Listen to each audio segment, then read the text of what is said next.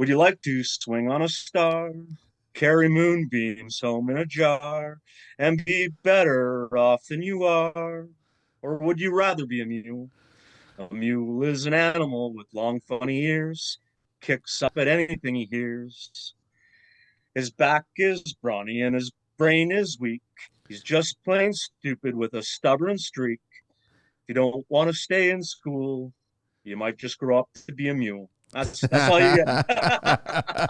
Aaron, that was great, man. That was more than enough. Thank you so much for opening the show that way, man. We love it. Honestly, I know it's nerve wracking, but it's our little thing, man. It totally works. It's okay. It's outside of my comfort zone, and I just went there, so it's Thank not a you. bad thing. Thank you. Welcome to the construction life, Aaron. How's everything? It, it's good. It's good. You're an hour ahead of us, right? So where exactly are you located? Graham, New Brunswick. There we are. So There we are. I'm on an island in the middle of the Bay of Fundy. What's the temperature today? Uh, it's been all over the place. Last time I checked, it was 0, and the relative humidity was 81%. We got a threat of some snowstorm coming our way in the Toronto area, so that's going to be nice. We had snow today. We had snow today, so you guys are traveling from you, coming to us. Gone tomorrow. All right, awesome. All right, we've got Aron Jones here on the show. A Big Dog Construction or his email is bigdogconstruction@live.ca, and on Instagram it's bigdogconstruction.gm. So where do we want to begin, Aron? I don't know, man. This is your show. This is your show. Well, let's go far back. Yeah, the very beginning. I mean, you're a young cat, so I mean, like, when did you first fall in love with construction? Oh man. Honestly, and then you could tell me when you fell out of love construction. Because that happens. That happens sometimes on a weekly basis. Happens. I know. I don't know anybody with gray hair who hasn't fallen out of love. Exactly. They usually get back into it. I can't tell you exactly when, but I can tell you a moment. Okay. So I was still, I don't know. I don't know how old I was. I was a young child. Do you remember those old kid carpenter sets that came? They were in a little wooden chest and they opened up like that. I still have it somewhere. I don't know where it is, but I have it. Damn, I know. I do not have I still have my Tonka dump truck, the original one as a kid. I still have that. That I know where it is. Nice. Yes. So I did get one of those. So I remember we were on the farm. I don't know if it was Christmas or my birthday, but it was cold outside. And I was out in the wood pile and I was doing stuff. I don't know what I actually built, but I had my hands, I had the tools, and I was enjoying what I was doing. I remember I had to get called in for supper, and it was pretty dark. So I must have been doing something right. That's the first moment that I remember that I loved working with my hands. A sense of losing time, a sense of building something, a sense of the world around you not really being all that active, and everything was focused on this. Whatever I was making, I couldn't even tell you what I made. It was probably nothing, but it was very important to that young little boy. I do know that. You ever catch yourself, Aron, occasionally on the job site, kind of reverting back to that moment and it kind of feels like a deja vu moment sometimes on the job site? Oh man, solo days. Yeah. Solo days.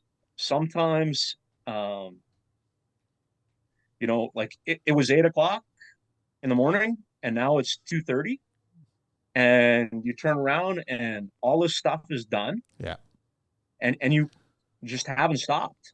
You just went. And not that I don't like working with a crew, because I do enjoy that immensely, but it's a nice treat to just have a solo day sometimes. Everybody starts as solo, right? And then once you stop speaking to the voices, then you're kind of glad that, you got people around you now communicating with you, which is great. But then it becomes more of a task at that point. Now you gotta trade sit. You gotta organize, manage it, and all that other stuff, and then you gotta deal with, I guess, egos. You gotta think with the stereotypes of each crew and or each sub trade or all that stuff, right? So it's an ever evolving kind of machine. That's the construction life, right? If you run a big crew, you're a diplomat. Yes, That's all you are. You're a yes, diplomat. yes, you are. You're, managing people, stroking egos. It's unfortunate, but it's true. If you have, I'm going to say, as soon as you go over eight, that's it. You might as well be the That's teacher in game the changer. classroom, right? Yeah, yeah. Might as well. What are you loving about these days when you're building? What is it that's kind of keeping you all jazzed and excited? We we're a much smaller crew than like actually we just every year we're getting smaller. Why is that? People leaving, Um, moving. some of it's location, Okay. some of it's where we live, and that was by choice too. And our choice to move to the island was to slow down. Uh, the workload for me hasn't slowed down, but I'm also on the tools every day, all day now.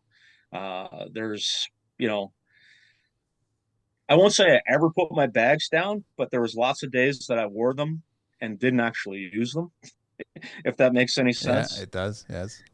Um, so yeah, it's just we're slowing down, but we're not slowing down. And I don't know, just changing. We're changing the way we do things, and I don't know. I think it's for the better. When did you consciously start to make that change? Did you have a moment recently that you started thinking we should be going this way? It so I'm in some ways I am like a huge proponent of change, but I'm also that guy in construction is like the same is good, change is bad. Yes. If you know what I mean, and Yes. I know you Yeah. do. So I guess it's over 10 years ago now. Oh no, it's 10 years ago. 10 years ago, we uh, we had a big commercial job on the island here. We took a commercial contract, framing contract. We picked up the siding contract along the way for this commercial job. Um, it's like $14 million project. Nice. Uh, yeah, we were to be fair, we were a sub on the job, so like our end was mostly labor, but nonetheless, it was still a pretty big project. Yep. I forget the square footage. I should know it off the top of my head, but I don't. But anyways, it was for a nursing home, anyways. So we finished that project. We were on that project for a year. We finished that project. We ended up with a house on the island because, well, the island's only so big. There's only so many places to rent. There's only so many places to house people. We just, when we ended up with it, we just viewed it as it was going to be a vacation home down the road. Uh, but if you live in a place for a year, you meet people, you make friends, um, and we both kind of forgot what small town Canada was like. So that was kind of nice to see that again. And went back to the mainland. We already had some work booked here on the island, and we traveled back and forth. And Gina saw it before I did. Gina's like, she said we're gonna just eventually be on the island full time, and I was like, I don't see it. I don't buy it. I don't think we can make a go of things there. Um, and anyways, one day she turned to me and she said, I just booked the whole year on the island, and that was it. Um, so then we ended up moving to the island. And although we had people from the mainland, after a while, people get tired of traveling. Yeah. And slowly, you know, that crew dwindled, and we didn't replace a lot of them.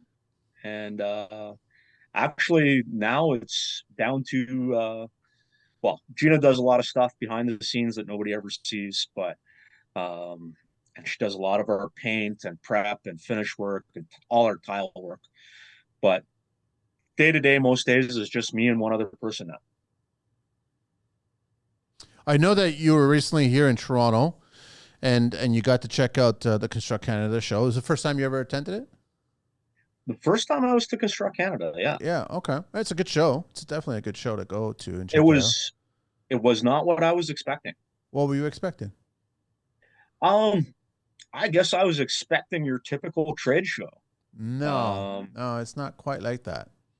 no, it They wasn't. actually respect us. They actually respect tradespeople. They actually are watching our backs, which is what I like about it. Well, there is that, but I guess I was expecting like more tools and stuff like that, and there none of that. No, no, that's It IBS. was Go down to IBS in Vegas and you'll see all that stuff going on there. Go down a World of Concrete and you'll see all of that there. yeah, That's heavily tool driven. Yeah. Big yeah. toys, small toys. But just about everybody I talked to was an architect, an engineer, or a hands-off builder, if you know what I mean by that. Okay. Yeah. There was very, very few actual, uh, not that there wasn't any, because there was. Um, there was some hands-on people that come through that I run into, but for the most part, it was architects, engineers, designers, uh, that sort of thing. So that was, you know, that's what the show was. I don't know. I was curious to know Maybe I was in the about. wrong place. No, it's interesting. Yeah. I was curious to know um, the tradespeople from where you're from. Are they much different than the tradespeople here? Are we cut from the No, same? No, they're about the same, right?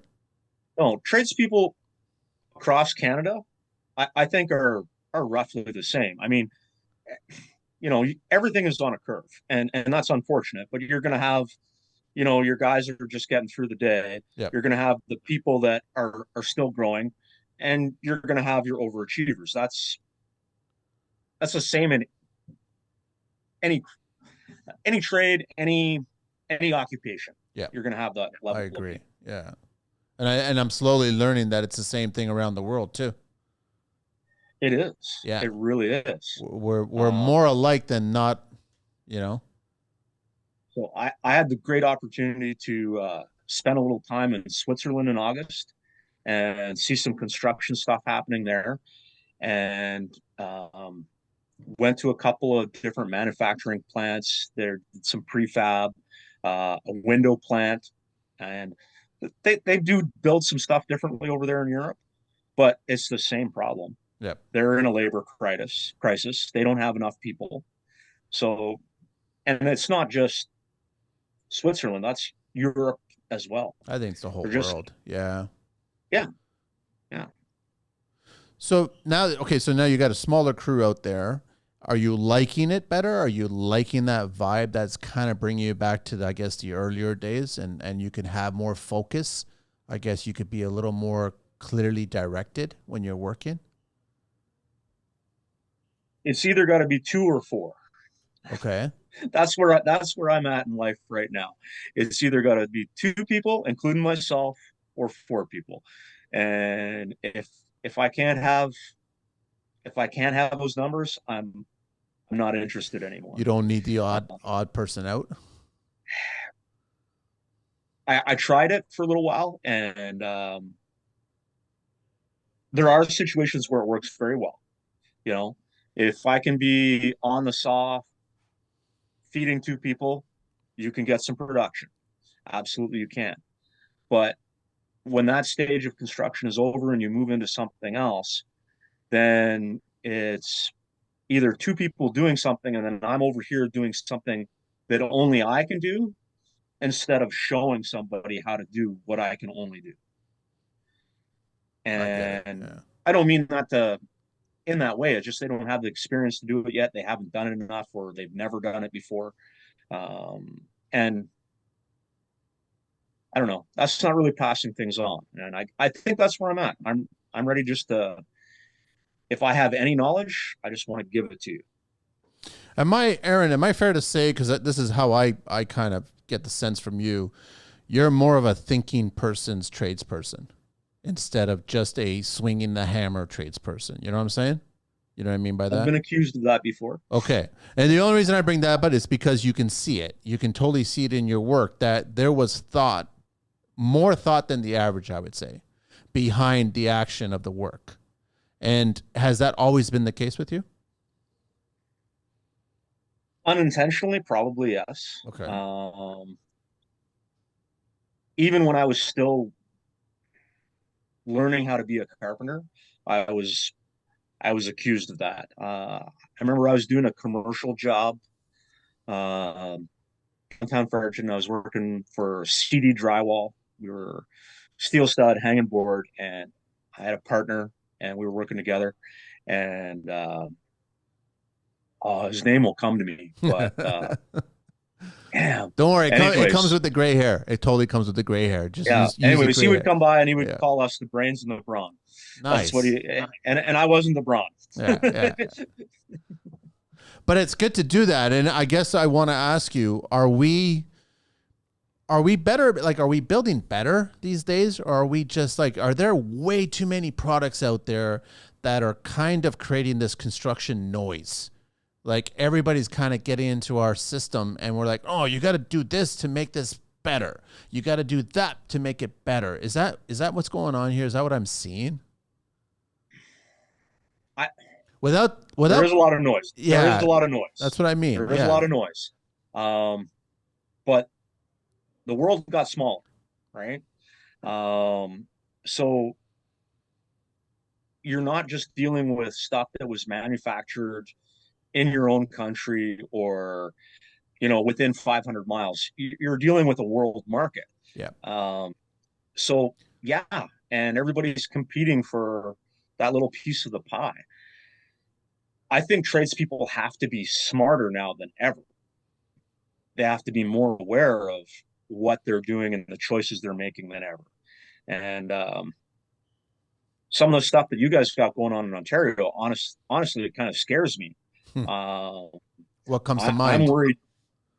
I'm worried you guys are going to end up with like your own leaky condo crisis. We're just not going to. I'm not gonna disagree with you on that. I definitely think that lobbyists, for lack of a better word, are driving how we should be building, and I think that it should be boots on the ground should be driving how we should be building. Boots on the ground in conjunction with architects and designers and engineers. The people that actually, yeah, though that group, that sector of the industry, they're the ones that should be saying yay or nay instead of, the mighty dollar dictating what we should be doing or how should we be doing it and what we should be using it. That's what makes me nervous. Those are the best jobs I ever worked on, is where the architect, the engineer, the builder all work together cohesively. Yes. We're going to try and turn out the best product we can within the given budget. And yeah, those are the best ones. They don't come along very often. Well, you got to mix it in with all the bad ones, right? So you can appreciate the good ones. Isn't that how we? I've said that for years. Isn't that how we grow? We grow. Good day. Yeah. You wouldn't know what a good day was. So how are you handling? I mean, obviously, and you mentioned this earlier, the labor shortage. How are we going to try to get more and more kids into this industry? Because we've talked about this so many times on the show that there is that void. There's that age void in this industry where you've got a lot of 20-somethings coming in. They may not necessarily know everything. And then you've got a lot of the older gen, you know what I mean? They're 50s and up, they're getting out and they're not speaking to each other. And so it's not that we're going to try to fill that void in the center there. I'm just trying to figure out how do we get more of that younger generation listening to the older generation or even reaching out to the older generation to kind of pick their brain. You got to expose them to it. And yes. A large part, I've told this story a few times, but so as our population has become more centralized, the rural communities have got smaller and smaller and smaller. If you live in rural Canada anywhere, rural North America anywhere, at some point in time, you have to fix something yourself, bubblegum something together, make do with something. There's a certain level of problem solving that you grow up with, that you experience as you grow. Whereas if you grow up in the city and mom and dad are professionals, um, they notice the door handle is loose. Somebody phones the handyman. You go to school, you come back from school, and the door handle is now tight. You don't know how it happened. You don't know why it happened. It got done, and you didn't get to experience any of that. You didn't get to see any of that. So exposure is a good thing. Shop class, some places have it, some places don't. The thing that's missing from shop class though is the real world. Yeah. Um, so if we can somehow take, your local shop class, and I know there's liability issues and there's all kinds of stuff, but either bring a builder to the shop class or bring the shop class to a builder, and let's do some real world stuff. Let's lift the wall. Let's do a blower door test. While I was in Toronto, I had the good fortune to take a few minutes and zip over to George Brown, Yep. hook up with Connor Malloy, and he's doing some pretty amazing stuff there. And I don't know if it helped or not. Connor seemed to think that it helped, that me and Joe stopped by for a few minutes. It was, two people in the industry that took genuine interest in what those kids were doing. And I don't know how we foster that, but we need to foster that. I've spoken to Connor quite a few times, and I've mentioned on the show that I'd love to get him on the show, and a few other instructors at George Brown and other schools to get on the show to actually talk about this. I mean, there's certain schools that are doing amazing things to kind of foster it, to make it work, to get that interest in there. But I also think that we definitely need more and more people, even more people at the high school level, that are looking at the kids and saying that this is an option. It has to be something to be considering. But it's kind of interesting. Like recently, I've been approached by a co-op instructor, and she was reaching out to me to try to get some placements for some kids. So I'm going to be reaching out to some guys that I know that have been on the show, or guys that I've worked with, and I'm going to ask them if they're interested in bringing on a kid, because you do get it for a full semester. You get the kid for 5 days a week, and they're very interested in that specific trade. So there's been 3 categories that she sent my way. But I was a little surprised that she didn't know much about construction. And this is the person that's kind of making the connection between construction and student who wants to get into construction. This is the problem. And I mean, you've been in this industry long enough now. I mean, how vast is the knowledge base required to know just a little bit about every aspect of the trade? Not be an expert. Yeah. Just a little bit. Yeah. And you can't expect a guidance counselor or even a shop class teacher to be that broadly versed in that type of information. So there needs to be, I don't know, a go-between, an advocate. And again, I don't know how we get there, but we've got to try and do something. But on the flip side, Aaron, how many carpenters or tradespeople in general, GCs, really have the time to do this? Like, they're still running a business, they're running their crews, they're handling a client. There could be plurals attached to all of that. And it's like, now you want me to kind of nurture a kid. And I have to decide, is this kid for this industry?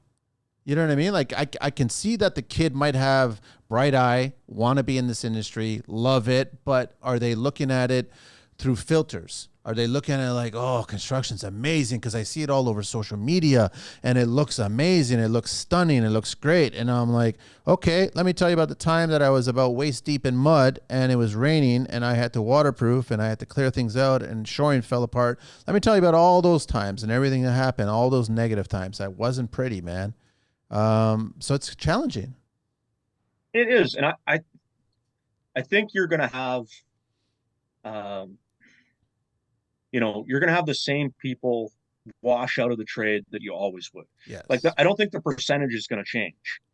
If you can get, 100 people through the door, by year 5, probably only 30% of those people are going to be left. Yeah. That's that's that's reality. But we got to get the 100 people through the door. So, if they come in with starstruck eyes and they think it's going to be beautiful and every day is going to be sunshine and roof framing, um, that they'll quickly get sorted out from that. But you still got to get them in the door. It's true. And, I'm doing my little piece, but I don't know how we do it. But one thing that I did notice over in Switzerland is they start their trades training at 15. Yep.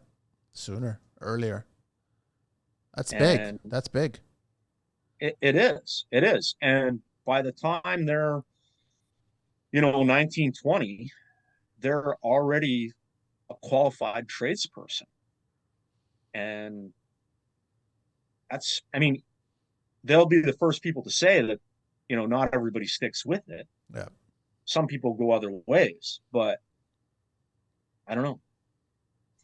I think we have to change the way we look at things in general. Not to say that model is the perfect model, but obviously what we're doing isn't working. So somebody smarter than me has got to come up with something that works a little better. I do hear that a lot, and I've said it myself too. But I think that, unfortunately, Aaron, it does fall on all of us. All of us that's in it, we all have to do our little bit, our tiny, tiny little bit, and we have to contribute every single day somehow, some way. We have to. We can't just kind of leave it to somebody else, because guess what? There isn't anybody else. No, and I say this to people too. And I've gotten pushback over the years. And the first thing I hit somebody with when they say they don't have time to teach, I say, can you do this forever? That usually ends the conversation. Yeah. Because none of us can do this forever. No. So, I do my little bit. I try and pass some little nugget of information on every day. But you have to put in the extra work too. Like, if you come to work for us, and this is just an example, we will spend 4 or 5 years turning into a decent carpenter. Not an excellent carpenter, not the best carpenter in the world, but we will give you some well-rounded base of knowledge that you can go and do whatever with wherever. If you stick with us beyond that, we'll spend a couple of years making you into an even better carpenter, and then we'll start teaching you a little bit about business. But it takes time. It does. And it does. Not everybody has the leadership skills to go beyond being a good carpenter. Not everybody wants the leadership skills to go beyond being a good carpenter. But let me ask you, Aaron, when does that carpenter that you just met, that just got started, how long does it take for that carpenter to become profitable? I don't want to dismiss them as a human being. Like, yeah. I mean, I don't want to treat them like a commodity or anything like that.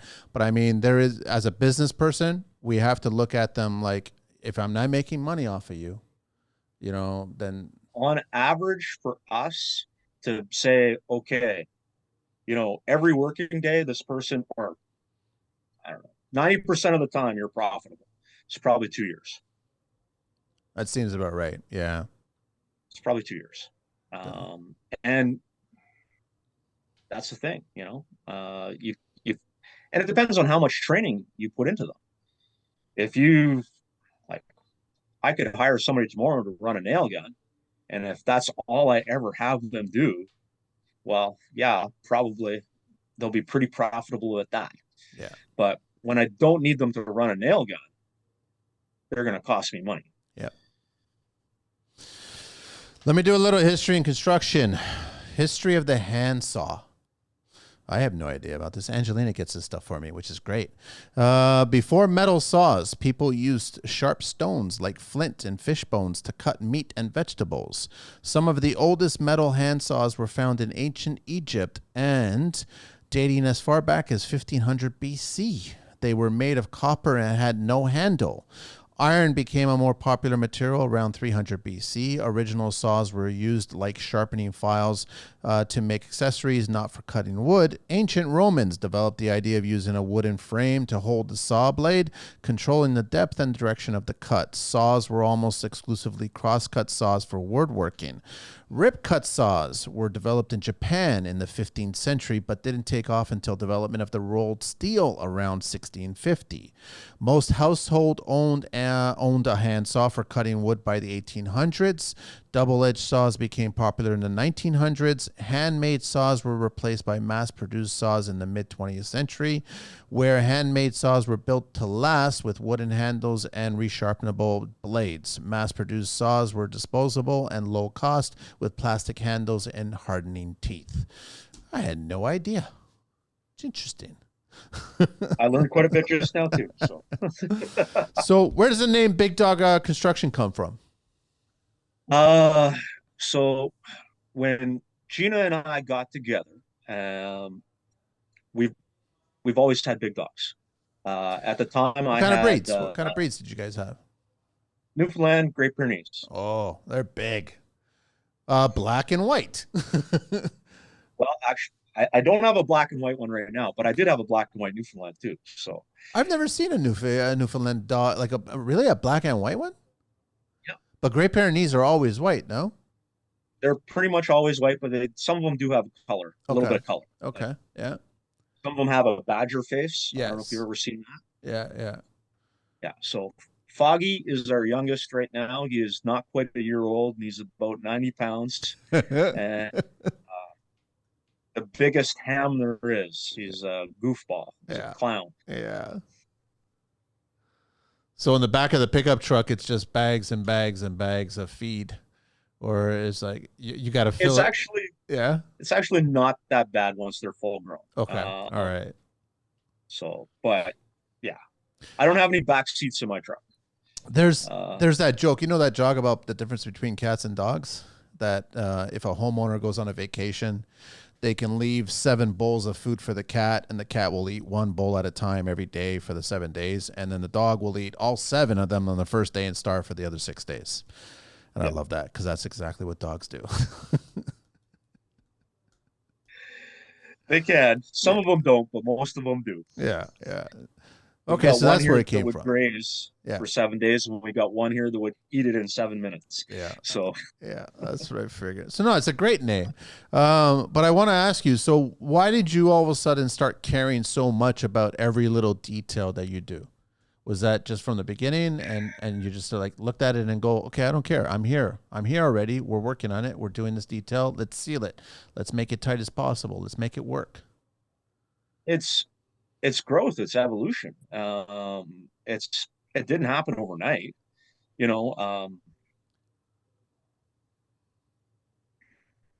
As you get better at what you do, you find other things to become better at, right? Yeah. And so, not that I'm the best at anything, because I'm not.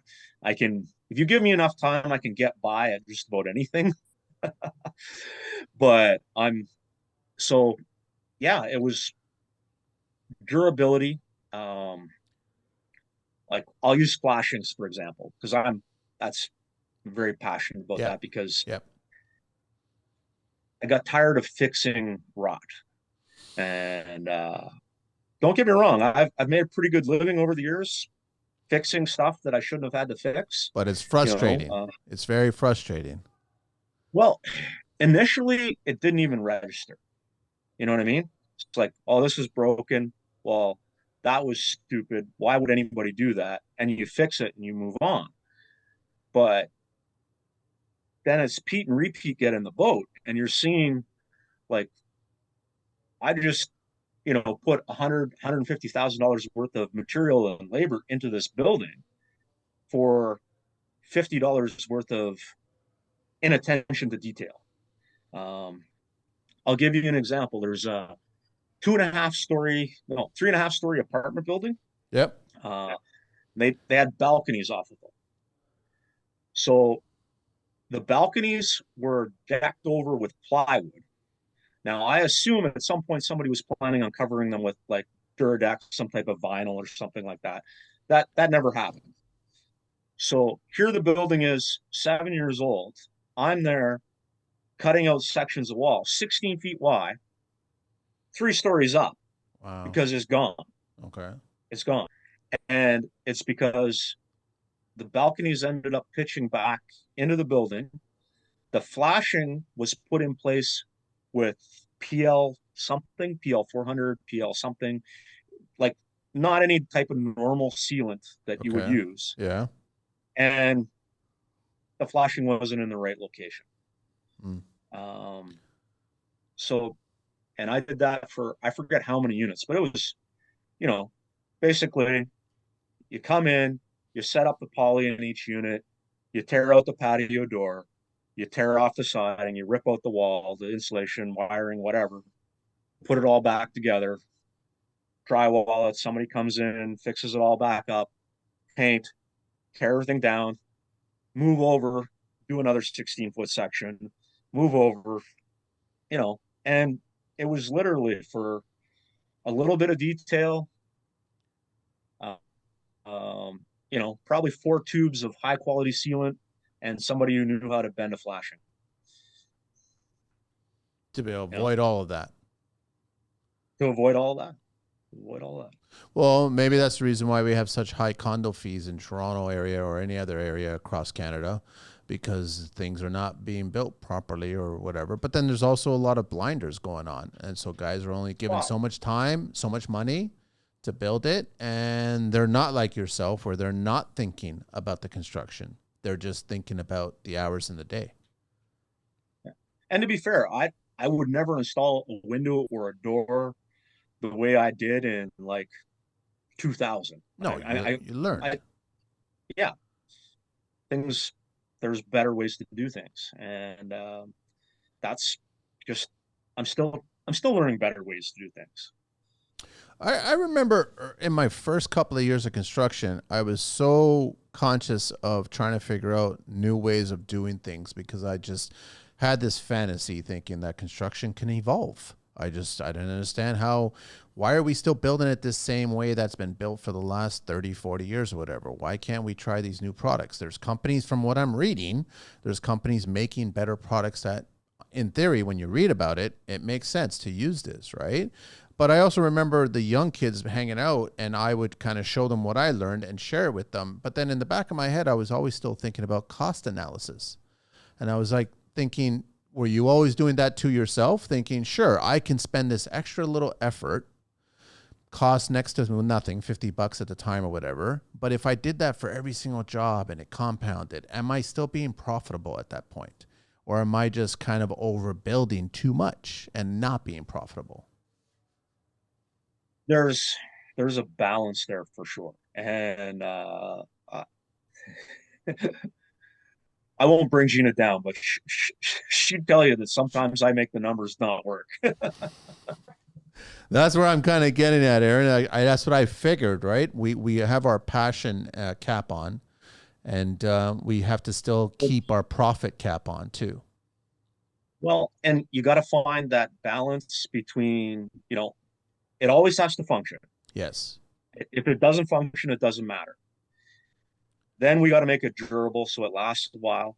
And by a while, I mean more than 25 years. Like let's not build disposable houses. Let's not build disposable structures in any way, shape, or form. And then let's fit the budget. Um, because like the build we have on the go right now, I I won't speak to the square footage price, but um, could we have built it cheaper? Probably we could have. I know we could have built it cheaper, but there would have had to have been some trade offs. Um, could we still have built a relatively airtight building? Yeah, absolutely. Um, would it be as well insulated? No. Would it be as energy efficient? No. So there's that. But then when we say budget, are we looking at budget in the sense of this is costing this person, or are we looking at budget in the expected lifetime of that structure. There's two different ways of looking at it. It's a no, those are very valid points. And it got me thinking about, I mean, we've uncovered so many homes from the past. And the truth of it is that I haven't really uncovered major issues like, let's say, those rot, right? Or I haven't really uncovered things that are a lack of a proper building way or building technique. And it makes me think about all the structures that are being built on the medium, like the general average scale. We're not talking about like contractors, tradespeople, whatever, that really, really care and they're spending that extra effort. We're talking about just tract building, subdivision building, just get the homes finished and get them out there. And it makes me think, 15 years down the line, are we going to see major problems across these builds? To the point where if nobody's discovered it and it's kind of hidden by the way the structure has been built, that it won't be discoverable until you actually expose a big portion of the build. And then at that point, you're doing dramatic repairs instead of doing minor repairs. And because I've never seen that in older homes that I've tackled or projects that I've done, I would uncover certain things and I wouldn't see major problems. I think that a lot of the ways that are being built today, and that's why I go back to my original thought of lobbyists and products that are coming on the market and they're driving the boat on how we build instead of boots on the ground on how we build. And I go back to that point and I'm like thinking, okay, are they actually causing more harm than good? Like 10 years from now, man, are we going to have a bunch of contractors that are just getting into the business going, what the hell is going on here, man? Like I gotta remove this whole wall. I got to remove this whole floor. Like, is that what's going to happen? I've been there, and like, you know, stuff that was 10, 12 years old, and like, I'm reaching it. It's a few years ago, but we did we removed 2 stories of exterior wall, and we never used the saw. Wow. If you remind me after this is over, I'll send you some pictures. Yeah, But please the do. dry rot, the dry rot was at the point that it looked like the building had been burnt. Like that's what the studs looked like. They were black and they, were all alligator skin. They look, and it would just reach in with your hand and you grab it. It was, it was crazy. But I think we have to be careful that we don't mix eras of building science. Like if the wind blows through it, it's going to dry out. It's going to be fine. Not energy efficient. We've got that problem now. Energy costs are like, they're going to continue to go up. So we want to have, this comfortable building. So you have to be careful when you start tightening it up that you don't have water getting into the structure somewhere that's getting trapped, and that you understand not just what you're building, but how that building works. And I think that goes back to what I said earlier, that tradespeople now have to be smarter than they ever were. Yeah. Like you have to have at least an idea or, an introduction into building science before you start putting a structure together. So here's, and I love that you actually said this because that title, that term, mixing errors of construction, that's actually as simple as you can kind of define this, right? And the problem I see is inspectors coming in and dictating what the code is telling you right now. And the code, it's not that they're mixing errors of construction. They're completely ignoring history of construction. And they're not allowing constructors to dabble in ideas that will work. And instead of, if it hasn't been brought in front of their plate, then they won't accept it. And they always revert right back to the code. And they just keep on saying this is a code. But you could be telling them, but this is wrong. This is going to make this wall assembly fail. And you're trying to do something better. And I've said it before that the code is always behind the boots on the ground. I think people that are actually on the site designing, drawing, and working, collaborating together as a crew, as a team, they're figuring out how the best to build. They're navigating through that world versus the building code is designing the best way to build. But designing alone isn't the solution. No. And there's also there's a lobby group for the building code. Yeah. I mean, like the national building code, like it is evolving. We're heading towards net zero. Whether we're actually there in 2030 or not, I don't know, and I'm not gonna get into that. But there's still like big business who doesn't want to see us go in a certain direction because it's going to cost them money to put up their 800 houses a year or Yeah. whatever they're putting up. I got to ask you, can't be all serious and scientific and all construction. And everybody that's listening right now, you guys got to figure it out too. We can't give up all the secrets. Get a few gray hairs and then we might share some more secrets, whatever. That's how it works in this business. Buy me a coffee. I'll tell you anything exactly, you right? I have no idea, and I'm just going to be honest. What tool brand are you, man? What tool brand am I? Yeah. What are you? I'm going to say yellow, but I could be off. I do have some yellow. Okay. I have a little bit of everything. Okay. All right. Probably most of my daily drivers are Makita. Makita. Okay, I could see that. What is your background? I'm a carpenter. No, I could totally see that. To be fair, I was in the infantry first, so okay, there we go. That's why. That's where the first career was in the military. So, yeah, that's what I figured, right? So that's where the Makita comes from. But then you still have some DeWalt, right? I have some DeWalt. I got some Bosch. Got some Rigid. Oh, you got. There's a little bit of everything kicking around. So you're basically like most of us. We're not diehard one color. We're just the tool that we need for the task that we have to pull off. That's as simple as it works. So I'll throw this at you. My oldest still functioning tool that I own is a Black & Decker Industrial. Really? How old? 90s, 95, 96. Still using it? Oh, yeah. Well, actually, Gina stole it. Okay, so she's using it. All right. She stole it. She uses it to mix thin set and grout and stuff like that. It's an old Black & Decker Industrial D-handle, half-inch D-handle drill.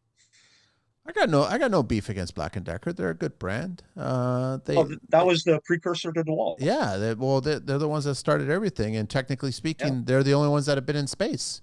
So it's like, okay, it says something about that, right? So, what do you like about construction that's coming up now in the future? Now that I know that you do a lot of R&D. What do you like that's coming in almost becoming the norm? Air tightness, because it's interesting, and I'm hoping we can use that as a tool. I'm hoping we can use that as a tool to interest young people and get them thinking. I don't know if it's going to work out. I'm trying to set something up with my local high school shop class. Okay. We're going to bring the blower dryer down to a little building they're putting together, bring the fog machine down, fog the building, fire it up, and they can get to see what works and what doesn't work. Because I never had that. I doubt you had that. No. I was fascinated the first time I saw it when someone suggested it and explained it to me. And I was like, okay. And then talk about something that's not taught on paper. Like, this is not something that you can grasp based on paper.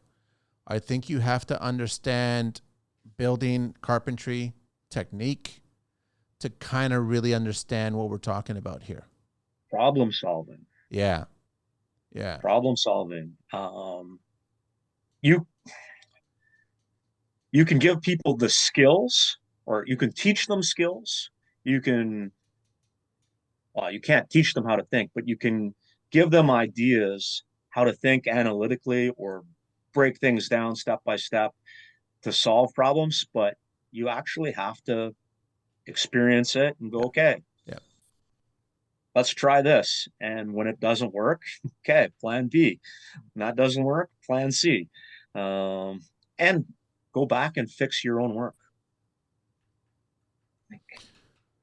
When something doesn't or something fails and you have to go back and spend the time warranting your own work, that is a huge teacher. You can't teach that on paper. No. It doesn't work. No. And just for everybody that's listening, you are going to make a mistake. I don't care who 100%. you are. You are going to make a mistake. It ain't going to be perfect the very first time. You're going to think that you did a corner, a detail, a window, a beam, something. You're going to be like, that's perfect. It's perfect, perfect, perfect. And then when you do the test, fails. And you're like, how did that fail? And it's on you now as a young new tradesperson to figure out why the failure and solve that problem, and then don't let that happen again, and then come to the next failure. And you will solve a problem, you will make a rule, and then you will forget that rule and you will repeat that mistake. Yes. Yes. Then you'll teach it to somebody else and they'll do the exact same thing. Constant. That's how it works. Yeah. I want to ask you about, I totally forgot about it. I wanted to ask you, is there a structure that you haven't built yet that you want to build? Is there a detail that you haven't come across? Detail that I haven't come across. I'm a purist these days, and for whatever reason, I'm fascinated by brick arches and having some really good quality masonry done that I haven't seen in a very, very long time be done. I've seen it be restored, but I haven't seen it recently be done. And I'm really, really missing that. Cool. Someday I would like to myself, I would like to do some stuff with natural stone. Just like literally go down to the beach, pull a bunch of rocks up off the beach and do something. Um, we had an interesting project a few years ago where basically we had a dump truck of balsa dropped on site, Okay. and we have this stone column go up through the center of the house, and it was meant to look like the face of a cliff out on the backside of the island. And it's it's a pretty cool focal feature of the house. Nice. And it worked out really well? Well, for the most part, it worked out well. The owners of the house actually did most of the work themselves till they got up to the second story. Okay. And then they had to bring masons in. It was too much.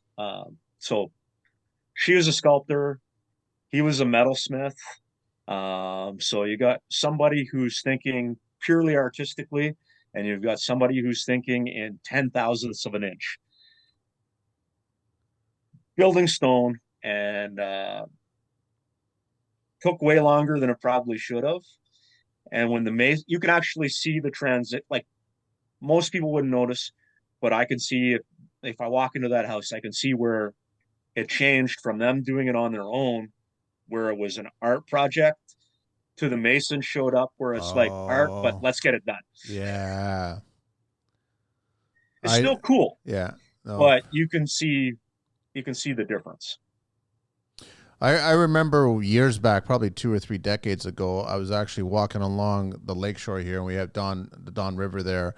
And for whatever reason, I found some old washed up bricks, clay bricks, different colors. I don't know where they came from, but they were there for a while, and they were tumbling in the lake there along the shoreline for quite a while because all the bricks were nicely smooth and kind of just aged really well. And I just spent the afternoon collecting a bunch of them, decided to make a little garden path with it for somebody. And it looked beautiful for the first summer. Then it went through the winter, looked okay. Then all of a sudden, after each new winter, not a good idea to put clay bricks down on the ground that have been destroyed by Mother Nature, because they didn't last much longer after that. They just deteriorated so quickly. As soon as that hardened shell wears away, they Yeah. start to Yeah. But I love that worn out kind of look to it. I think it would have been better served somewhere else, and maybe an interior application or on a vertical plane or something like that. But it was just nice to find these. And my first question was like, where do they come from? Why are they all tumbling here and rolling around? But it was nice to find them and then using them, and they didn't work. So there's limitations here in Canada on what we can do, what material.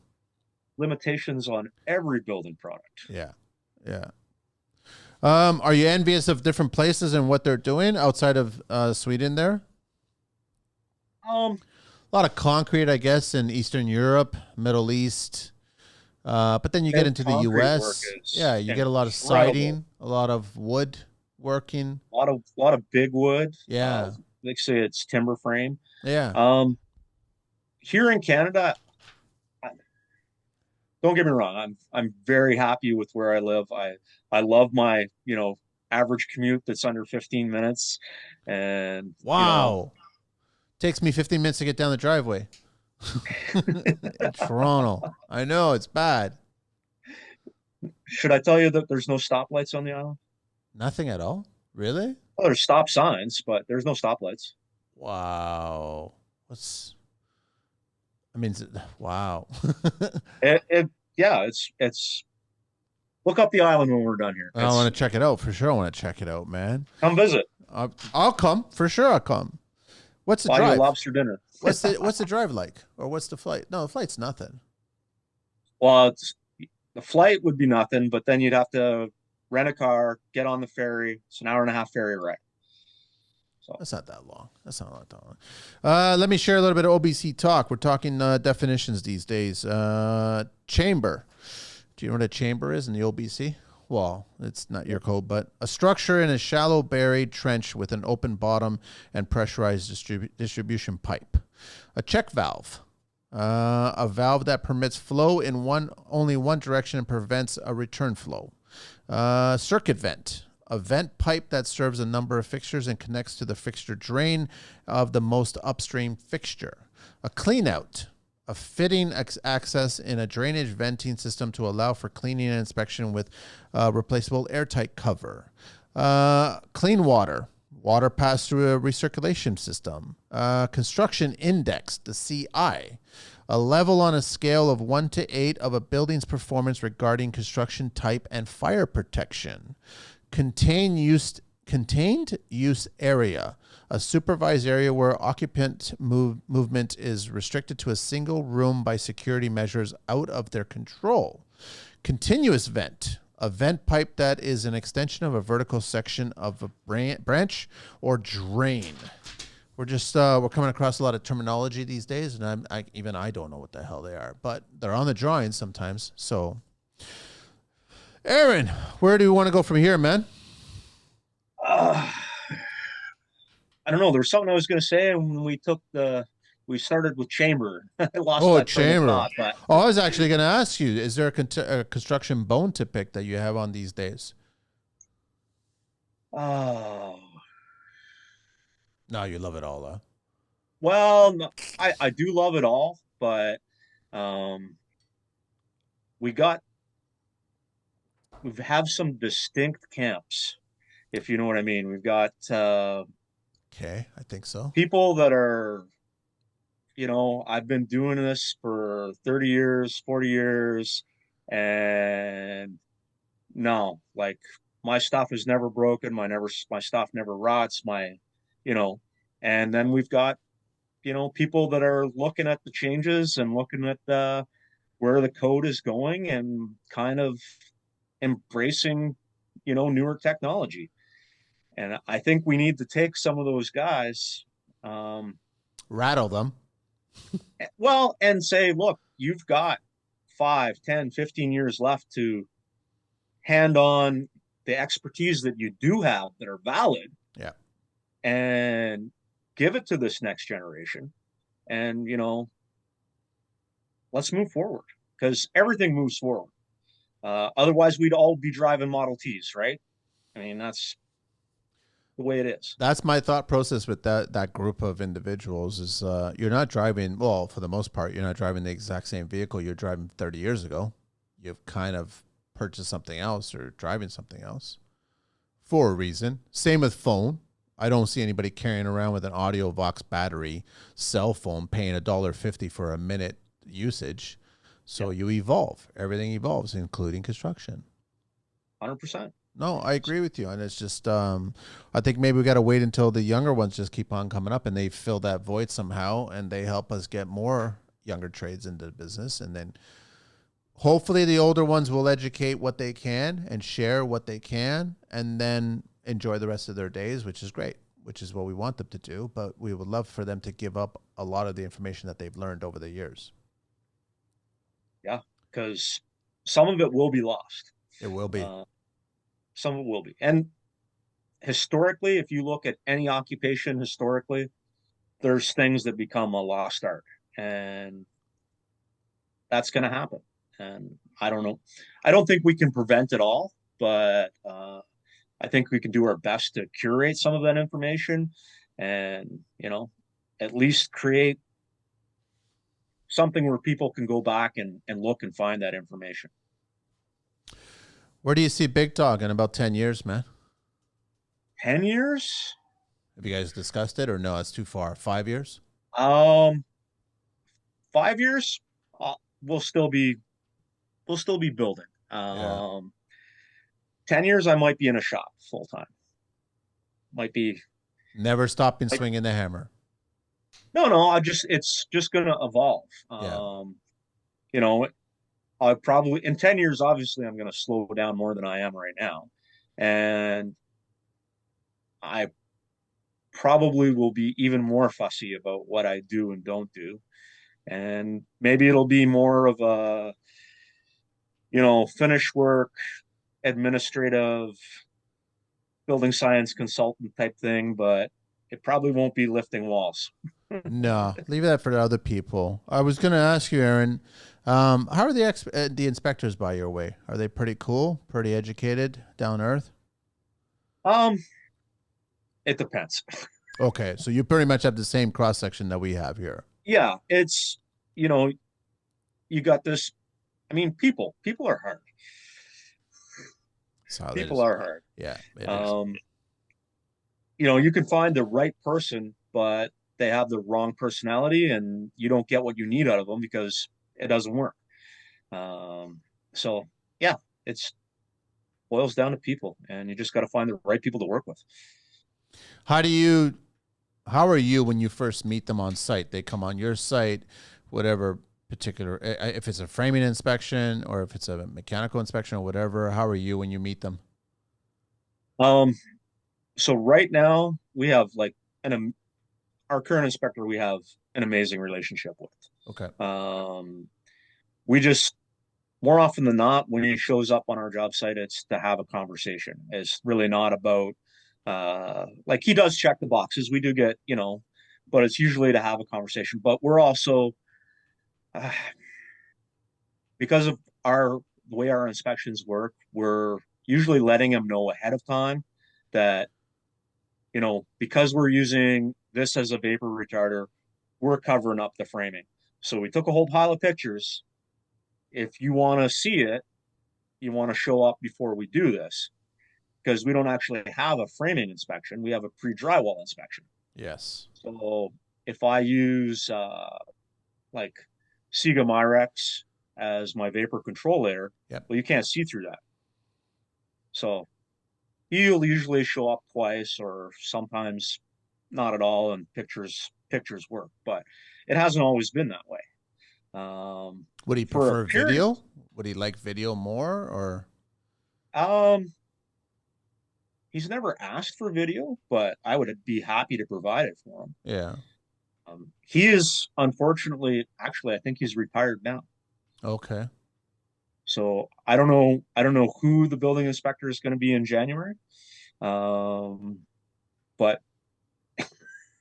I'll cross that bridge when I come to it. You'll find it. I do want to ask you about, I know that a lot of people that are passionate about building a certain way and trying to be as airtight as possible, they do entertain the idea of getting into modular building. Is that something that's been in your thought process?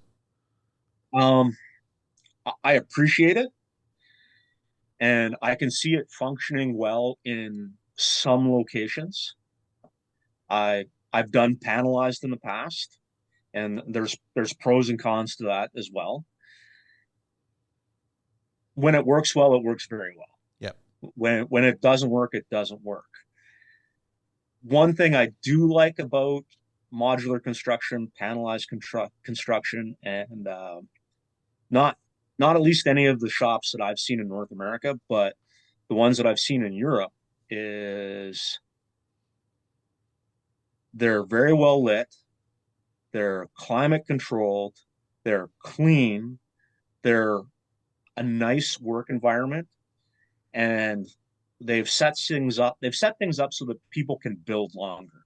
You know, like you can actually have somebody work like well into their 60s swinging a hammer inside this building because they're not cold, they're not wet, they're not too hot, and they don't have to do heavy lifting because there's equipment there for it. There's a crane, there's a lift, there's something. So that there's definitely pros that way. Unfortunately, I don't think it's gonna. At least we're not there yet in Canada. No. Our population is too geographically spread out. Yeah. What are we? Have we hit 39 million yet?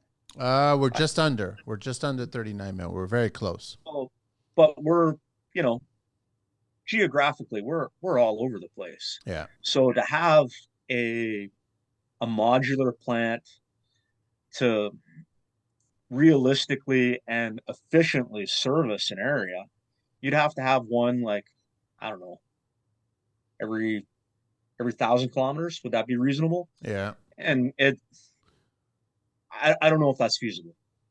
At least not today. You need some sort of incentives. You need some sort of help assisting financially speaking. But it would be a great avenue to allow a younger generation to get into the industry, to actually have a proper, like you described, environment to learn about building and technique, and understanding wall assembly.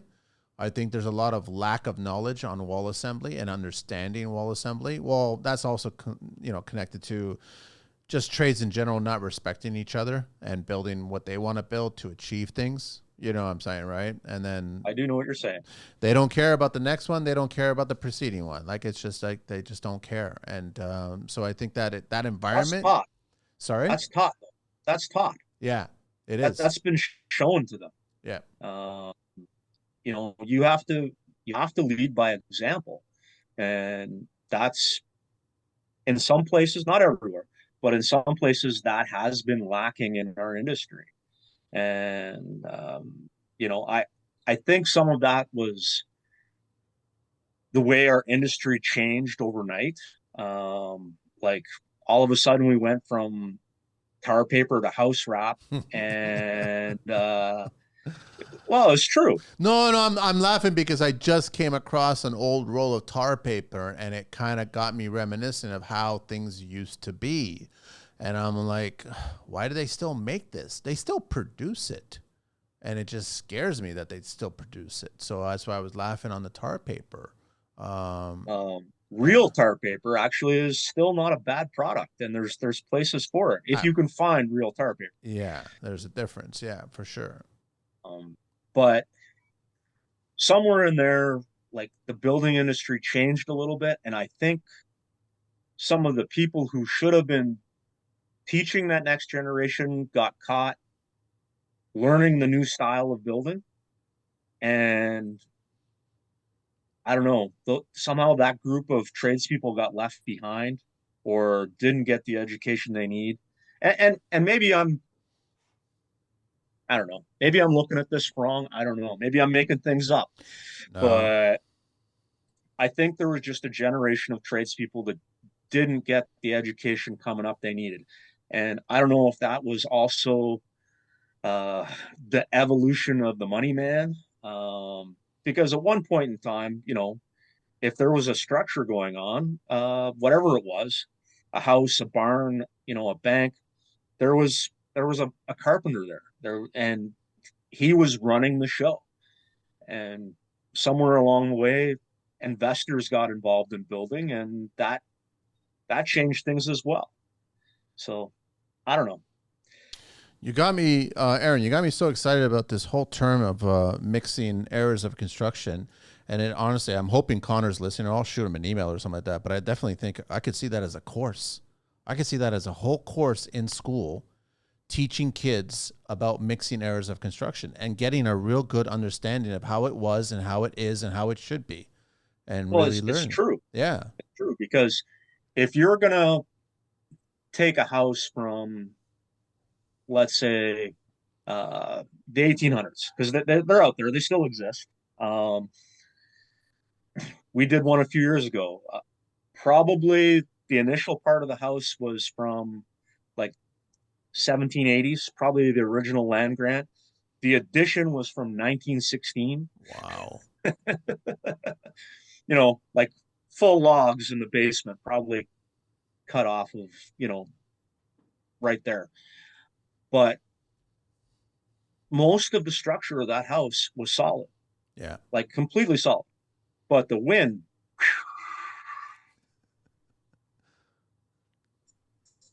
he froze. He froze. You're frozen, Aaron. Oh, there you through are. it. Oh, So there you go. stuff Okay. like that in that house. Okay. Oh, froze again. Anyways, Uh-oh. Are we losing a signal? oh, I think are I'm we losing good? your signal. Uh-oh. Oh, there you are. You're back now. Are you back completely? Yeah, you're moving. You're moving. Okay, we're good. Yeah, there you go. Yeah, we lost you for a split second there. Anyways, No problem. yeah, I don't know what happened. It was weird. Um, but yeah, just to sum this up real quick, I think eras of construction would be a really good idea. And even though I'm a huge supporter of the Red Seal program, I think we do have to kind of streamline some of what a carpenter is and break out some of the other trades because it's just too much. It's too much to learn. It's interesting you bring that up, and I was talking about the co-op teacher earlier on in the show. 4 of the students want to get into carpentry, and my first question to her was, are we talking about framing, rough carpentry? Are we talking about trim carpentry? What are we talking? And she wasn't sure, right? And I'm trying to get, how would you describe when you say carpentry? You're a carpenter. There's the European way, there's the old school way, then there's the Canadian way. So how would you describe it? So when somebody tells me they're a carpenter, and that's all they say is a carpenter, I think of them as being able to start at the footing, and we're going to go all the way to the peak of the roof and everything in between. If somebody tells me they're a framer or a rough carpenter, that's what I expect. I expect them to be able to frame, and I expect them to be able to frame faster and more productively than a carpenter. If somebody tells me they're a finished carpenter, their trim work, their finished stairs better be on point. Um, Not that the carpenter won't give me a good job, a decent job, but it's just not going to be as fast and as you're going to be able to find those little things. Yeah. I love it. Those are great definitions. Totally. And that's exactly how the kids should be looking at it. You're either going to be specialized or a generalist. Let me do a little Green Book talk here, Aaron. You ready for this? We love doing fines, okay. The good old Green Book, the OSHA. Height fines. Height fines. Employer does not insure worker using suspended work platform system or what? The chair is properly trained. So he hasn't trained the individual. What's the fine associated with that? In Ontario? In Ontario. I don't know, 5,000? $550. $550. Wow, okay. Owner does not ensure that there is adequate roof plan. What's the fine on that one? That's probably another $550. $550. There's a theme here. Worker does not wear full body harness connected to a fall arrest system while using suspended work platform. What's the fine on that one? $550. $350. That was $350. There's always a curveball. Constructor does not notify the Ministry of Labor of multi-point suspended work platform. What's the fine for that? For not letting the MOL know? 550. That one's 550. Aron, this has been great, man. Thank you so much. I want people to check it out. Big Dog Construction at live.ca and on Instagram, bigdogconstruction.gm. Before I get into the 12 questions, anything else you want to share before we wrap it up? Oh man, this has been fun. Thanks, man. I appreciate you making the time. I know everyone's in the crazy season, and I know you were like crazy when you got into town. We try to make it work, but I appreciate you reaching back out. And then we got talking, and I was like, I'm just trying to get as many people on the show to just share as much as we possibly can, because they are listening. The kids are listening. It's To be honest, it's still weird for me that people want to listen to me talk. It is funny. It's part of construction. It's part of your tool belt. It's totally out there, right? I love it. Oh, yeah. All right. Ready for the 12 questions? Let's do it. What is your favorite construction word? Flashing. Flashing. What is your least favorite construction word? Ooh. Others. Nice. What turns you on in construction? Now building science. That's probably, and basic skills. I'm gonna have to give you two.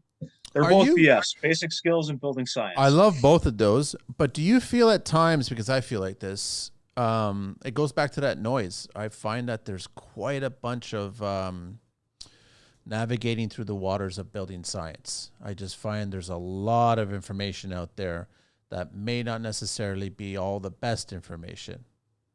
You do have to be careful, but that's the same as anything though. True. If you buy a book, chances are the book you read on building science is going to be fairly accurate and be decent. But if you're getting all of your building science information off of social media, you gotta check it. You gotta check it. Yeah, that's where I'm getting towards. Yeah. That's what because and not that there isn't some great resources out there. And I won't drop names, but there are some people that are doing like amazing stuff, just free education. And they're putting real work into their posts, and it's amazing free education. But not everybody's doing that, and there's no editor. There's nobody to say, hey, are you sure this is true? Yeah. And so you do have to be careful. But if anybody listening to this wants to know some great books or great resources, hit me up, and I'd be happy to share some good ones. What's one that you can share right now? A book that you read that you really liked? A Builder's Guide to a Cold Climate. Okay, I'm going to check that out. I'm going to totally check that one out. What turns you off in construction? It can't be done. We're tradespeople, man. We can make anything happen. It just takes time, and money, and money, and money, and the right crew. What's your favorite curse word? I try and avoid it, but okay, if you don't swear, you don't want to swear. A well-placed F-bomb. Like there's sometimes the day cannot be It's needed. Trust me. What's your favorite vehicle? Anything in the world?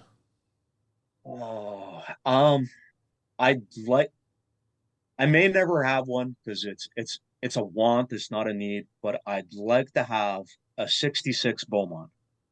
Oh, it's a nice choice. I like someday. Like that. This could be a retirement project. You never know. You never know. What's your least favorite vehicle?